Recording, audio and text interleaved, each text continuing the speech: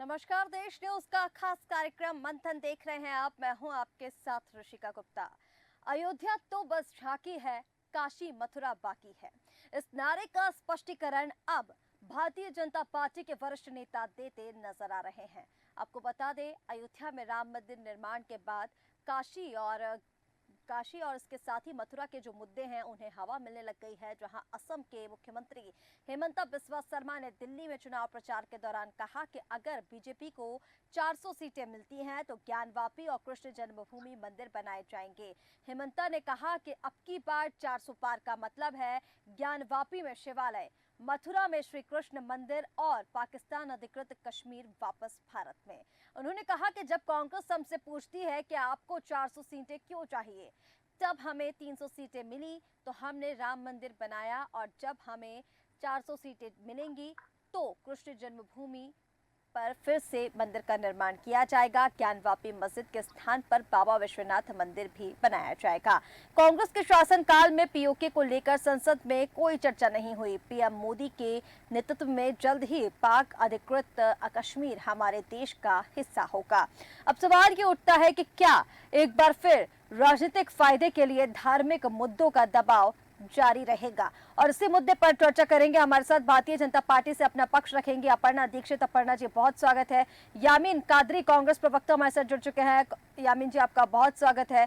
हेमंत जोशी, आम आदमी पार्टी से अपना पक्ष रखेंगे। हेमंत जी, बहुत स्वागत है। और इसी के साथ हमारे साथ वरिष्ठ पत्रकार आलोक त्रिपाठी भी जुड़ चुके हैं। लेकिन सबसे पहले अपर्णा जी, आप ही के पास आते हुए, पहले अयोध्या में राम मंदिर का निर्माण और जिस तरह से अब भारतीय जनता पार्टी के नेता कह रहे हैं कि जब 300 सीटें मिली थी तो राम मंदिर बनाया गया था, और अगर अब 400 सीटें आएंगी तो श्री कृष्ण जन्मभूमि की बात की गई है और ज्ञानवापी मंदिर या मस्जिद को लेकर बातचीत की गई है। क्या कहेंगी?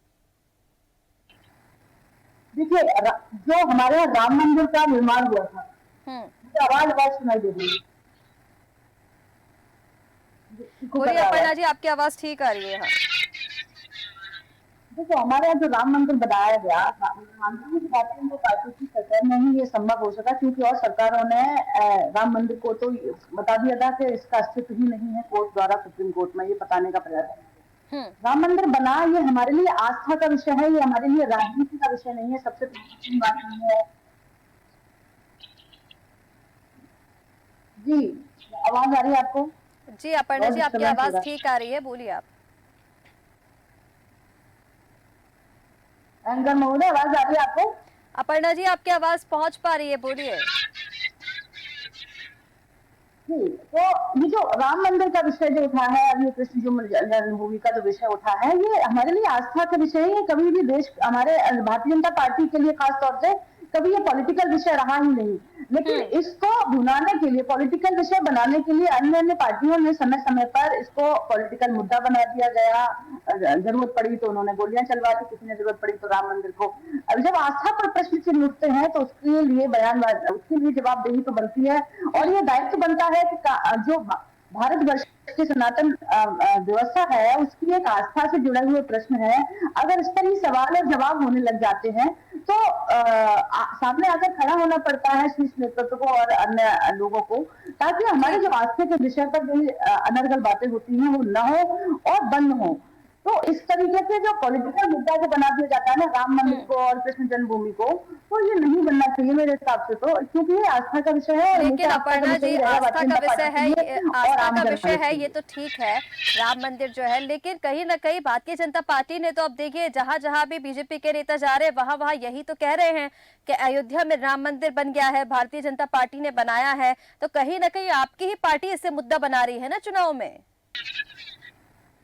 कोई दोहराई नहीं। जैसा कि मैंने आपसे कहा कि ये राम मंदिर जो बना है, ये भारतीय जनता पार्टी की सरकार में ही संभव हो सकता था, क्योंकि जब ये मुद्दा उठाया गया था पहली बार राम मंदिर वाला, तो आप देखेंगे कि अन्य पार्टियों ने, जो समाजवादी पार्टी थी उस वक्त और उस वक्त आपकी कांग्रेस थी, इन्होंने तो मुद्दे को नकार दिया था कि नहीं। जैसे कि 1991 में पीवी नरसिम्हा राव के उसमें एक्ट बना दिया गया था, लैंड वर्शिप एक्ट बनाया था, उसमें ही साफ तौर पर कह दिया गया था कि नहीं। लेकिन भावनाओं को कहाँ ले जाएंगे? जो देश की भावनाएं हैं राम के प्रति, उन भावनाओं को नकारा नहीं जा सकता था। इसलिए सुप्रीम कोर्ट ने एक आदेश भी जारी किया और राम मंदिर का निर्माण हुआ। तो ये संभव तो तभी है जब एक बहुत लंबी लड़ाई लड़ी गई है राम मंदिर की, और लड़ते चले आ रहे हैं। और रही बात ये कि मुद्दा बना दिया गया, मुद्दा तो भारतीय जनता पार्टी ने कोई बनाया नहीं, लेकिन हाँ, इस मुद्दे को बनने के लिए नकारात्मक जो सोच वाले लोग हैं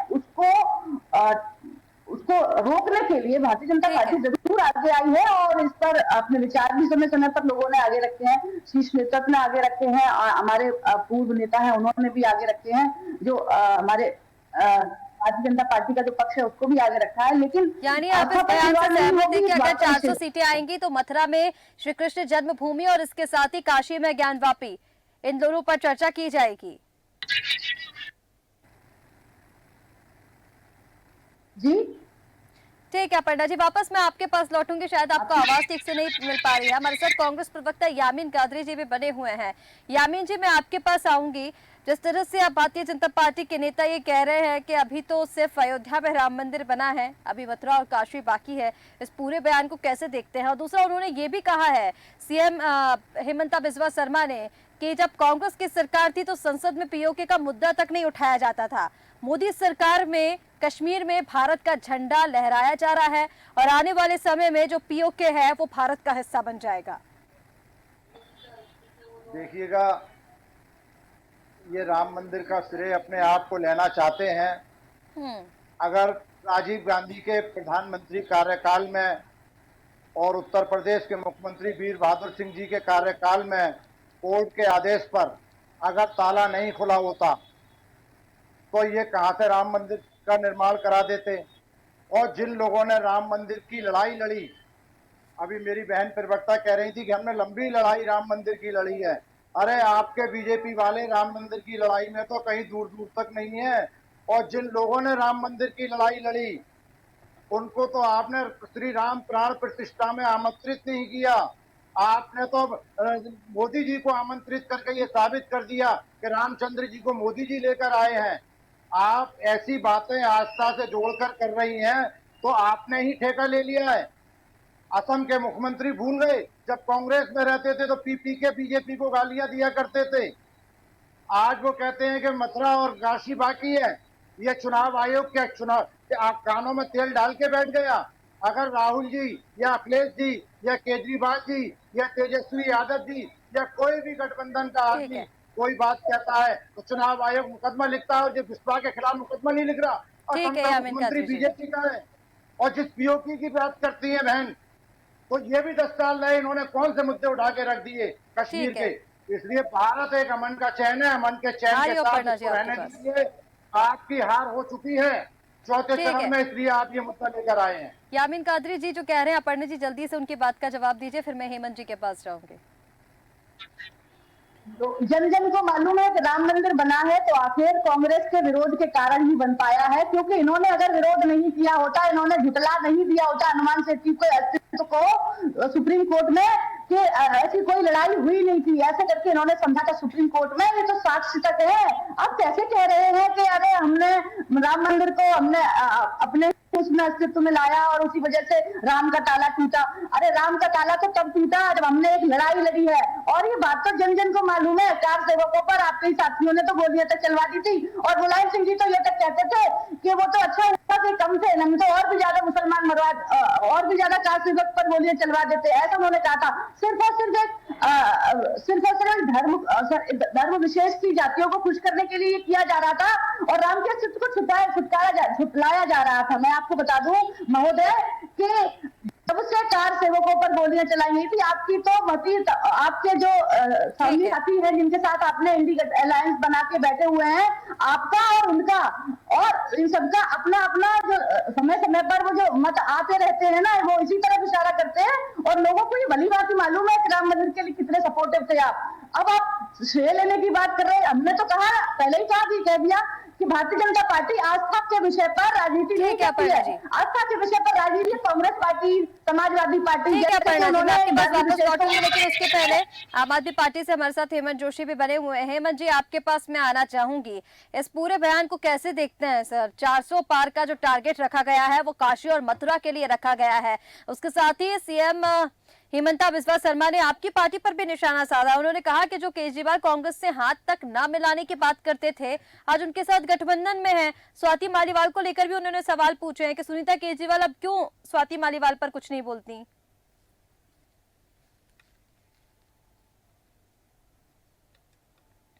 तो न भारतीय जनता पार्टी गंभीरता से लेती है, न पूरा देश गंभीरता से लेता है। जो आदमी शारदा चिटफंड घोटाले में लाखों करोड़ों रुपए का घोटालाबाज था, जिसके नाम पे भारतीय जनता पार्टी ने बुकलेट निकाली थी, उसको भारतीय जनता पार्टी की वॉशिंग मशीन में धो दिया, तो क्या वो साफ आदमी है?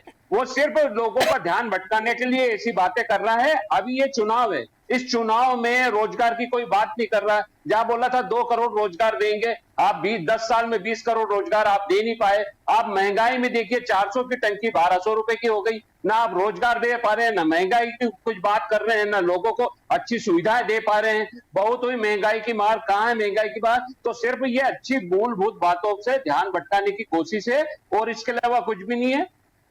हेलो, बोलिए हेमंत जी, आपकी आवाज मिल पा रही है। हाँ, और देखिए, और ये है, और बड़ी बड़ी बातें करते हैं। सुब्रमण्यम स्वामी जो भारतीय जनता पार्टी के बड़े नेता हैं और जो राज्यसभा पूर्व राज्यसभा मेंबर थे, उन्होंने क्या बोला कि चाइना ने इंडिया का बफर जोन का 4067 वर्ग किलोमीटर की जमीन दबा रखी है। आप पहले वो हमारी जमीन तो ले लो। आप दूसरी जगह पीओके की बात करने जा रहे हो। जो जमीन भारत की थी उसको दबा रखा है। आप, हम नहीं कह रहे हैं, आपके सुब्रमण्यम स्वामी जी कह रहे हैं। आप उसकी तो जमीन की बात करो जब पीओके की बात करना। ये कैसे कैसे कर रहे हैं ये? और भारत की सेना को कमजोर करने का काम किया इन्होंने। अग्निवीर को जब बाप रिटायर नहीं होता उससे पहले बेटा रिटायर हो जाता। 4 साल के लिए नौकरी दे रहे हो आप सेना को डिमोरलाइज करने की कोशिश कर रहे हैं। अपर्णा जी, जल्दी से हेमंत जी की बातों का जवाब दीजिए। वो बेरोजगार, महंगाई को लेकर तमाम मुद्दे उठा रहे हैं, लेकिन ये सही भी है अपर्णा जी, जिस तरह से हम देख रहे हैं। आप देखिए फिर से एक बार आस्था का ये जो मुद्दा है वो उठाया गया। आप कह रही है आस्था का जो केंद्र है राम मंदिर, उसको मुद्दा नहीं बनाना चाहिए चुनाव में, लेकिन कहीं ना कहीं हम देख रहे हैं जब 2019 में सरकार आई तो राम मंदिर का मुद्दा उठाया गया, राम मंदिर बनाया गया। अब 2024 में फिर से हम ये देख रहे हैं कि एक बार फिर मथुरा और काशी का मुद्दा उठाकर कहीं ना कहीं जो धर्म का दबाव है वो जनता के ऊपर बनाने की कोशिश तो की जा रही है। देखिए, सबसे पहले तो प्रवक्ता महोदय की बात का मैं जवाब दे दूं। आपके यहाँ की ही बात कर लेती हूँ, दिल्ली की। कल स्वाति मालवी जी आपके ही आवास पर, जो मुख्यमंत्री के आवास पर वहां पर सुरक्षित नहीं थे, उन्होंने 100 नंबर पर पुलिस को बुलाया। इसका जवाब पहले दे दो आप। उसके बाद आप राजनीति में आप ये बताना कि हेमंत बिस्वा शर्मा का क्या कर रहा है, ये बताने की किसी को आवश्यकता नहीं है। वो माननीय मुख्यमंत्री जी है, ऐसी भाषा घोटालेबाज था, नंबर 1 का घोटालेबाज था, और भारतीय जनता पार्टी ने वॉशिंग मशीन में उसको धो दिया।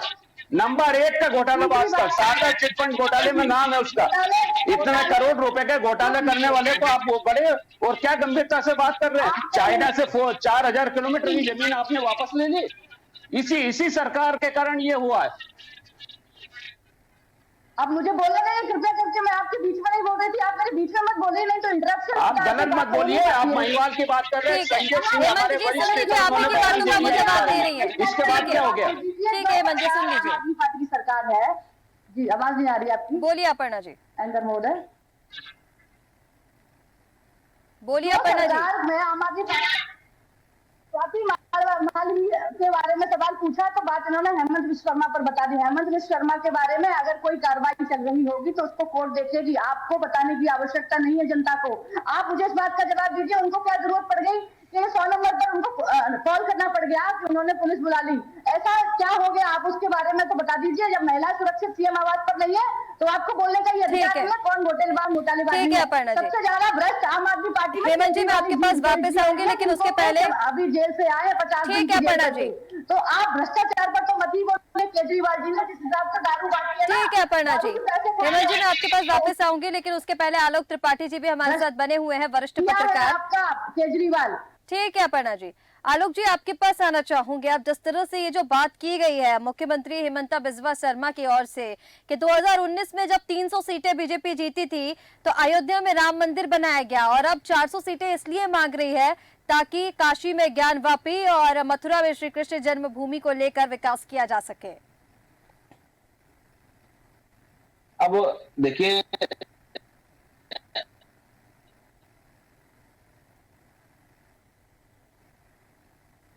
आलोक जी, आप मुझे सुन पा रहे हैं?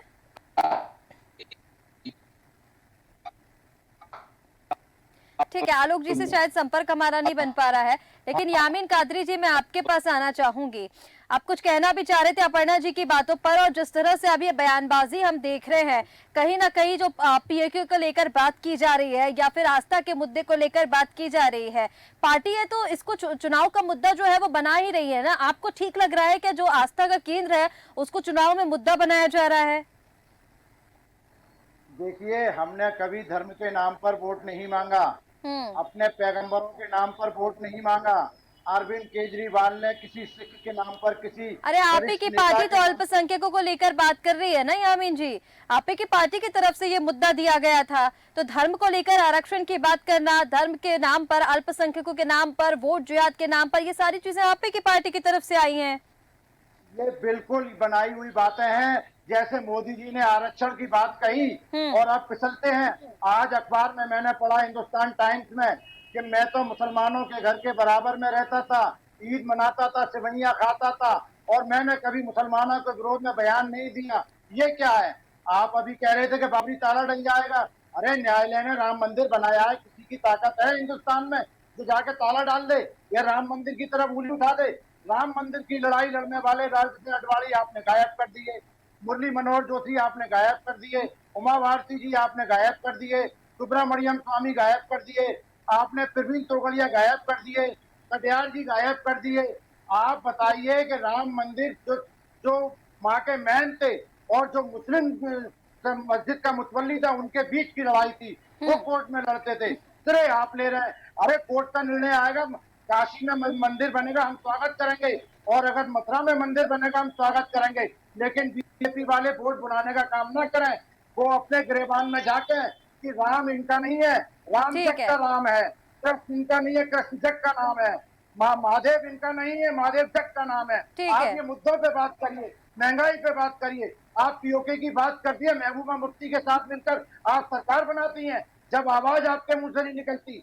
जब कंधार जाके आतंकवादियों को छोड़ते हो, साफ पुकार आतंकवादियों को छोड़ने, जसवंत सिंह जी जहाज में लेके गए, तब भाजपा नहीं बोली मेरे शासन काल पे क्या हो रहा है। आप दूसरे पे उंगली उठाना आसान है, अपने गिरबान में झांकना बड़ा मुश्किल है। ठीक है यामीन कादरी जी, अपर्णा जी से जवाब ले लेते हैं। अपर्णा जी, उनका ये कहना है कि बेरोजगारी, महंगाई के मुद्दे से आप भटका रहे हैं, और कहीं ना कहीं बार बार ये जो पूरा चुनाव है वो हम देखते हैं कि जो बीजेपी के नेता है, देखिए मैंने आपसे पहले भी कहा कि राम मंदिर के नाम पर वोट मांगे जा रहे हैं, आखिर कब तक ये राम मंदिर का मुद्दा बनाया जाएगा? और ये विपक्ष की तरफ से भी आरोप लगाया जा रहा है कि जब अब राम मंदिर का मुद्दा नहीं बन रहा है तो अब आप काशी और मथुरा को चुनाव के बीच लेकर आ गए, और जो आम मुद्दे हैं उनको एकदम साइडलाइन कर दिया। आस्था का प्रश्न है, पिछली बार भी कहा था मैम आपसे।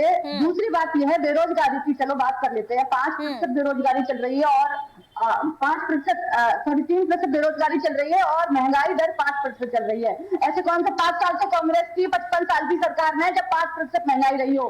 अर्थशास्त्री थे मनमोहन सिंह जी, विश्व के बहुत बहुत बड़े बताते हैं, और प्रधानमंत्री के तौर पर उन्होंने बहुत अच्छी पढ़ाई हुई, बहुत अच्छी उन्होंने काम भी किए अर्थशास्त्र को लेके। तो जब उनके ही कार्यकाल में महंगाई दर 8 से 9%, कभी 12%, कभी 13% रही है, ऐसी सरकार को होते हुए उसके बाद जब आपके यहाँ पर आपकी सरकार ने वो कमी पूरी नहीं कर पाई, वो कमी पूरी करने का काम भारतीय जनता पार्टी के नरेंद्र मोदी जी ने किया है। जो महंगाई 5% है, आज की महंगाई दर है, जो बेरोजगारी 3% है, कौन से बेरोजगार नहीं दिए?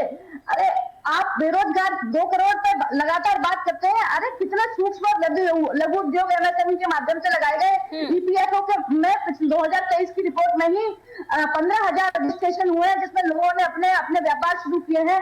आप बेरोजगार जो मतलब मानते हैं कि नौकरियां नहीं दी गई, अरे व्यापार दिए हैं लोगों को और नौकरियां भी दी गई है। चौतरफा चौमुखी विकास किया है भारतीय जनता पार्टी ने। महिलाओं के लिए कितना बड़ा काम किया है भारतीय जनता पार्टी ने। एक्सप्रेस वे पर कितना ज्यादा काम किया है भारतीय जनता पार्टी ने। एक्सप्रेस वे का जा दिया 37 किलोमीटर पर डे के हिसाब से एक्सप्रेस वे पे बनने थे। जब आपकी सरकार थी तो 11 किलोमीटर पर डे के हिसाब से एक्सप्रेस वे बनते थे, और भारतीय जनता पार्टी की सरकार में 37 किलोमीटर पर डे के हिसाब से एक्सप्रेस वे बन रहे हैं। तो मुद्दों की बात करेंगे तो मुद्दों पर आपको जवाब मिलेगा, लेकिन अनर्गल बात करेंगे तो अनर्गल जवाब मिलेगा आपको। आप किसी की तड़ाक की बात करें तो तू तड़ाक में जवाब मिलेगा आपको। आप कभी भी उठाते हैं आपके शीर्ष नेता तो राहुल गांधी जी और तड़ाक की भाषा का इस्तेमाल करते हैं प्रधानमंत्री नरेंद्र मोदी जी के लिए। अरे ये जनता ठीक है अपर्णा जी, वापस आपके पास लौटेंगे, लेकिन कहीं ना कहीं जिस तरह से ये मुद्दे उठाए जा रहे हैं और लगातार हम देख रहे हैं पहले चरण के बाद से अब पांचवा चरण आ गया है, लेकिन आम मुद्दे जो है वो इस चुनाव में कहीं दिखाई नहीं दिए और एक बार फिर वापस से वही मुद्दे हम देखे जा रहे हैं। हेमंत जी, आपके पास मैं आना चाहूंगी। अब जिस तरह से मुद्दों को लेकर हम बात कर रहे हैं, आप मुद्दे इस चुनाव से गायब है और लेकिन देखिए उसको लेकर तो कोई भी बात नहीं कर रहा है ना, चाहे वो आम आदमी पार्टी हो या फिर कांग्रेस हो या भारतीय जनता पार्टी हो, कहीं भी आम मुद्दों को लेकर बात नहीं की जा रही है। कभी धर्म को लेकर, कभी विरासत टैक्स को लेकर, कभी आरक्षण को लेकर, हिंदू मुसलमान को लेकर, अब मंदिर का मुद्दा, आस्था का मुद्दा, ये मुद्दे आ गए। पांचवा चरण आने वाला है, आम मुद्दों को लेकर कब बात की जाएगी? देखिए, कल अरविंद केजरीवाल ने 10 गारंटी दी है देश के लिए, उसमें 2 करोड़ रोजगार का वादा किया है। दूसरा उन्होंने बोला अग्निवीर जो जिनको 4 साल के लिए रखा हुआ, बाप रिटायर नहीं होता उससे पहले बेटा रिटायर्ड होता है, हमने बोला अग्निवीर को पूरा परमानेंट करेंगे। इसके साथ में उनका यदि जो कंटिन्यू कर रहे हैं उनको भी परमानेंट करेंगे। हमने रोजगार की बात करी, हमने शिक्षा की बात करी, हमने स्कूलों की बात करी, हमने रोजगार के साथ में महंगाई को कम करने की बात करी, किसानों की बात करी, ये रोजगार हमने 10 गारंटी दी, यही तो है और क्या है। और देखिए 17 सितंबर को मोदी जी 75 साल के हो रहे हैं, तो वो तो जाने वाले हैं, जाने के बाद में लोगों को सपने आ रहे हैं प्रधानमंत्री बनने के। तो जो हेमंत बिस्वा शर्मा बोल रहे हैं कि उलुल जुलुल हम बयान देके और लाइमलाइट में आ जाएंगे और ऐसा करेंगे। ठीक है हेमंत जी। अपर्णा जी, हेमंत जी की बातों का जवाब दीजिए। जारी कर दिया गया, इतने उतावले हो गए यार अरविंद केजरीवाल जी, तो जेल से तो पहले निकल के वापस आओ। जो ये भ्रष्टाचार किया है और पैसा गोवा में लगा दिया, पंजाब में। अरे भ्रष्टाचार तो भारतीय जनता पार्टी ने 25 बड़े बड़े भ्रष्टाचारियों को अपने वॉशिंग मशीन में धो दिया है। इंडियन एक्सप्रेस की न्यूज है, आप हेमंत बिस्वा शर्मा को देख लो, अजीत पवार को देख लो, अशोक चौहान को देख लो, मुशर्रफ को देख लो, आप जनार्दन रेड्डी को देख लो, आपने सब भ्रष्टाचारियों को धो दिया। और भ्रष्टाचार की बात करते अभी बोल रहे हैं आडियानी अंबानी के यहाँ काला धन मिला। अरे काला धन मिला तो आपकी ईडी सीबीआई क्या कर रही है, उसको कोई पकड़ा अभी तक आपके दोस्त है अडानी काला धन वाले हो गए, तो काला धन वालों के ऊपर कार्रवाई अजीत पवार के बारे में बोल दो आप। ठीक है हेमंत जी, सुन लीजिए, आप ही की बातों का वो जवाब दे रही है। किलोमीटर की जमीन बोली उसको, जो दबाई है जमीन उसके ऊपर आप बता दो। आपके सुब्रमण्यम स्वामी आप हेमंत जी सुन लीजिए, आप ही की बातों का जवाब दे रही है, आप ही को समझ में नहीं आएगा। ठीक है हेमंत जी, हमारे साथ आलोक त्रिपाठी जी वापस जुड़ गए हैं। ठीक है अपर्णा जी, मैं आपके पास वापस लौटूंगी। आलोक त्रिपाठी जी, किस तरह से इस बयान को देखते हैं? मैंने पहले भी आपसे सवाल किया था, शायद कुछ तकनीकी समस्या थी। बीजेपी ये कह रही है जब 300 सीटें मिली थी तब अयोध्या में राम मंदिर बना था, अब 400 सीटें इसलिए मांग रही है जनता से क्योंकि काशी और मथुरा की जो काम है वो अभी बाकी है। कैसे इस पूरे बयान को देखते हैं? देखिए इसका जी, असम के मुख्यमंत्री ने जिस तरह से ये बयान दिया, तो इसका क्या आया जा सकता है कि क्या अगली बार 5 साल बाद क्या 500 सीटों की डिमांड करेंगे? 500 सीटों की डिमांड करेंगे तो क्या पीओके को भारत में शामिल करने की बात करेंगे? तो ये इस तरह के बयान राजनीति में कोई मायने नहीं रखते। ये तो चुनाव को देखते हुए कि मतदाता किन मुद्दों को, किन बातों से, किन लक्ष्यदार जालों में फंस जाएगा और किससे वो प्रभावित हो जाएगा, उस तरह का सोच करके ये नेता इस तरह के बयान देते हैं। मुझे नहीं लगता कि 400 पार की जो बात प्रधानमंत्री मोदी जी या भारतीय जनता पार्टी कर रही है उसके पीछे ये मकसद होगा। क्योंकि अगर यही भाजपा के ही नेता कहते रहे हैं कि अयोध्या में जो राम मंदिर बना ये कोर्ट के निर्णय से बना, भाजपा के निर्णय से नहीं बना, भाजपा के निर्णय से बनता तो बहुत पहले। बिल्कुल ठीक है आलोक, जो कहीं ना कहीं जिस तरह से ये बयान सामने आया है तो हम ये देख रहे हैं जैसे 2019 में राम मंदिर का मुद्दा उठाया गया था, एक बार फिर 24 में आस्था को जो है वो राजनीतिक फायदे के लिए इस्तेमाल करने की जो कवायद है वो तेज हो गई है। कहीं ना कहीं मथुरा और काशी के बाद इधर हम देख रहे हैं धार में बोधशाला का मुद्दा। तो ये जो मुद्दे है तमाम चुनाव में हमने देखे हैं कि कैसे न कैसे धार्मिक मुद्दों की एंट्री जो है वो हो जाती है। यामिन जी, आप बहुत देर से कुछ कहना चाह रहे थे।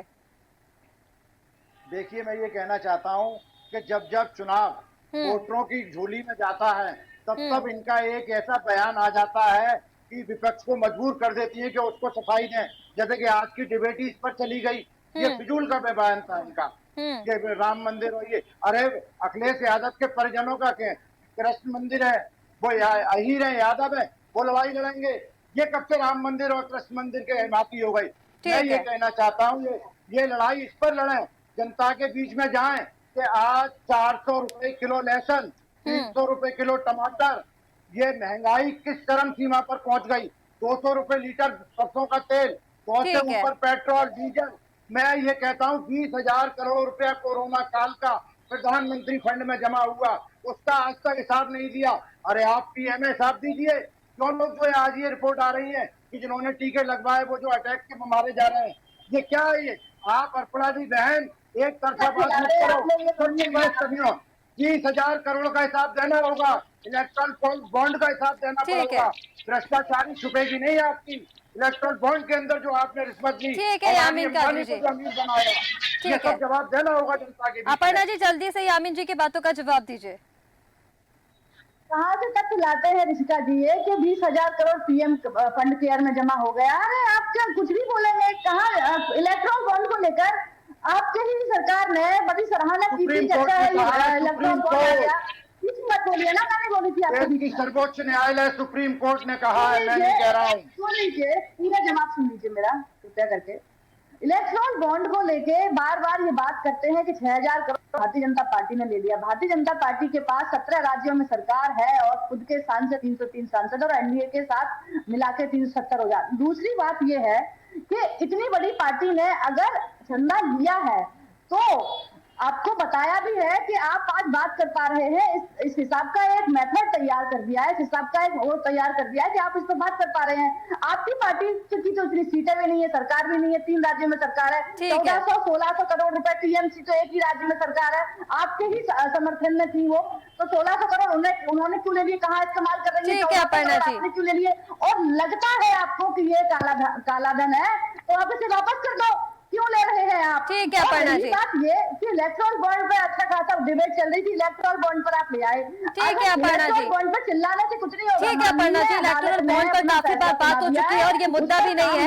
जी यामीन जी कुछ आपने उनकी बातों का जवाब भी दे दिया, लेकिन आलोक त्रिपाठी जी हमारे साथ बने हुए हैं।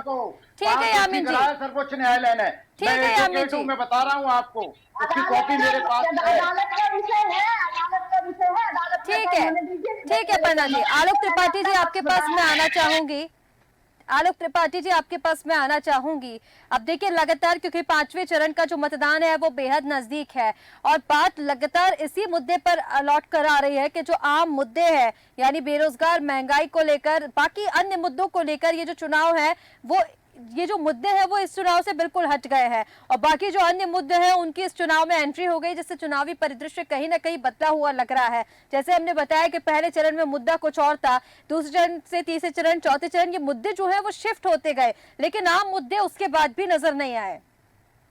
आपको लग रहा है कि 5वें चरण के लिए काशी मथुरा का जो मुद्दा उठाया गया है ये ठीक है? जी इसका जी देखिए, जब चुनाव की शुरुआत हुई थी तो जो है आप विरासत की बात हो रही थी, मंगलसूत्र की बात हो रही थी, लेकिन अब देखिए ये सब दोनों मुद्दे गायब हो गए हैं। तो अब नया मुद्दा आ गया। तो ये देखिए ये राजनीतिक दल ये समझ रहे हैं कि हम किन मुद्दों से जनता को भ्रमित कर सकते हैं, जनता को बरगला सकते हैं, किससे हम वोट ले सकते हैं, ये उन मुद्दों को उठाते हैं। तो इस तरह से एक कोने में आप देखिए पिछले कितनी 15 दिनों से अगर देखिए रैलियां हो रही हैं तो उस रैली में पाकिस्तान, अरे चुनाव हिंदुस्तान में हो रहा है, बात पाकिस्तान की हो रही है। बात क्यों नहीं बेरोजगारी की होती है, बात क्यों नहीं रोजगार की होती है, स्वास्थ्य की क्यों नहीं होती है, शिक्षा की क्यों? मेन मुद्दों की बात तो राजनीतिक दल कर ही नहीं रहे हैं। वो तो इस तरह की बात कर रहे हैं जिससे कि वोट बैंक प्रभावित हो, वोटों का जो हट जाए और 2 भागों में हो जाए, एक मेरी तरफ आए, एक उनकी तरफ जाए, इस पे ही पूरा फोकस है पिछले कुछ दिनों से। ये देखिए तो ये चुनाव में जो मेन मुद्दे हैं जिन पे जनता चाहती है, यही कारण है कि जनता के अंदर भी आक्रोश होता जा रहा है नेताओं के खिलाफ और वो वोट करने से भी मन उनका हट रहा है। वो वोट करने का जो प्रतिशत जो कम हो रहा है वो इसके पीछे यही कारण है। वरना चुनाव आयोग से लेकर राजनीतिक दल से लेकर के तमाम सामाजिक संगठन मतदान को प्रतिशत कैसे बढ़े उसके लिए प्रयास कर रहे हैं। उसके बाद भी आज हम जब सोशल मीडिया के जमाने में है और लोगों को मालूम है कि इसका क्या महत्व होता है, मत का हमारा अधिकार है, उसके बाद भी लोग वोट देने क्यों नहीं जा रहे हैं? क्योंकि कहीं ना कहीं इसके पीछे नेताओं की जो बयानबाजी है लोगों को लगता है कि 5 साल इसी तरह की बयानबाजी करके सत्ता प्राप्त करने के बाद भी उसके बाद कुछ नहीं होगा, तो असली मुद्दे जो है अगर उन पे बात करिए, उन पे डिबेट करिए और उन पे विपक्ष का भी तर्क होना चाहिए और सत्ता पक्ष का भी उसमें तर्क होना चाहिए। लेकिन आलोक जी, कहीं ना कहीं हम ये देख रहे हैं कि जब आम मुद्दों की हम बात करते हैं तो राजनीतिक दल उसे घुमाने का काम पहले कर देते हैं। अब देखिए ना, अभी हम जिस तरह से काशी मथुरा को लेकर बात अभी अचानक से छिड़ गई। काशी मथुरा की बात किसने की? सीएम हेमंता बिस्वा शर्मा ने। उन्होंने कहा कि 400 सीटें इसीलिए चाहिए ताकि काशी और मथुरा का जो विकास है वो किया जा सके। पहले जब 400 पार कर नारा दिया जा रहा था तो संविधान को बचाने की बात की जा रही थी। तो कहीं ना कहीं जो पार्टियां अनर्गल टिप्पणियां दे रही हैं, इसको लेकर जो मुद्दे हैं वो तो शिफ्ट होते ही जा रहे हैं। आप सभी मेहमानों का हमारे साथ जुड़ने के लिए बहुत शुक्रिया। तो तस्वीरें लगातार आपको दिखा रहे हैं और किस तरह से मुद्दे शिफ्ट होते जा रहे हैं। अब 5वें चरण के लिए देखिए किस तरह से काशी मथुरा का जो मुद्दा है वो उठाया गया। देखना होगा कि ये मुद्दा 5वें चरण में कितना लाभदायक होता है। लेकिन कहीं ना कहीं आम मुद्दे जो हैं वो इस लोकसभा चुनाव से साइडलाइन होते नजर आए। कहीं भी पहले चरण से लेकर 4थे चरण तक आम मुद्दों का जिक्र नहीं किया गया। 5वें चरण के लिए फिर एक मुद्दा राजनीतिक दलों की ओर से उठा लिया गया है। देखना होगा कि इसका कितना लाभ जो है वो पार्टियों को होता है। फिलहाल हमारे इस खास कार्यक्रम मंथन में इतना ही। आप बने रहे देश न्यूज के साथ। नमस्कार।